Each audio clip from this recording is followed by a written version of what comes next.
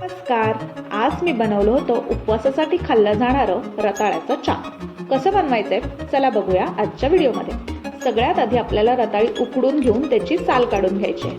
मग रताळ्याची छोटी गोल अशी कापं करायची आहेत. रताळी जी आहे ती जास्त उकडायची नाही आहेत. मग तव्यावरती आपण तूप लावून घेऊया आणि जी गोल कापं केलेली आहेत ती आपण तव्यावरती खरपूस अशी छान दोन्ही बाजूनी भाजून घेऊया.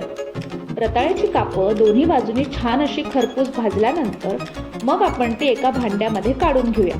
त्यामध्ये सगळ्यात आधी आपण घालूया जिरं पावडर, त्यानंतर चवीनुसार मीठ, त्याच्यानंतर त्याच्यामध्ये आपण घालूया चिंच गुळाची आंबट गोड चटणी, तिखट दह्याची चटणी, त्यानंतर त्यामध्ये मी घातला आहे लाल तिखट बटाट्याचा चिवडा, लाल बटाट्याचे वेफर्स, सॉल्टेड बटाट्याचे वेफर्स, भाजलेले शेंगदाणे आणि मग हे सगळं जे आहे ते मी छान असं मिक्स करून घेतलेलं आहे.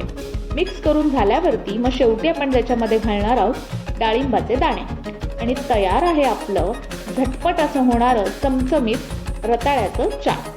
नक्की ट्राय करून बघा. व्हिडिओ आवडले असल्यास लाईक करा, शेअर करा, सबस्क्राईब करा.